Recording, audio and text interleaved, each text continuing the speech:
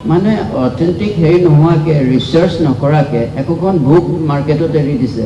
এইটো কিমান ধৰণৰ এইটো কি বুলি ক'ম আমি, এইটো এটা ইটছ এ কাইণ্ড অফ এইটো অপৰাধ বুলিয়ে ক'ব পাৰোঁ।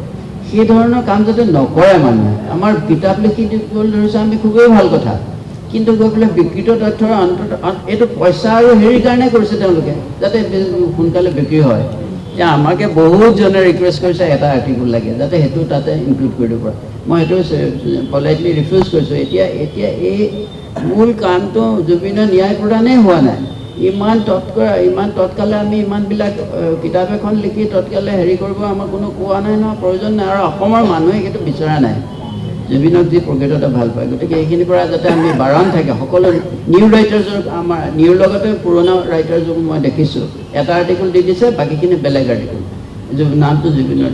এই ধৰণৰ কাম যাতে নকৰে। অসমে ভাল কথা ভাল কামৰ কাৰণে জুবিন যিহেতুকে আছিলে, সেই কাম কৰক, যিটো কাম থাকি যায়, স্থায়ী হয়।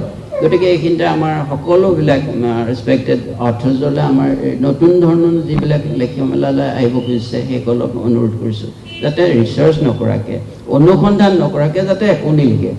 আৰু প্ৰায়ৰ ইণ্টিমেশ্যন নকৰাকৈ ফেমিলিক সুধিব লাগিব, সুধি পেলাই তথ্য সহকাৰ দিয়ক, তেতিয়া ভাল হ'ব কথাটো।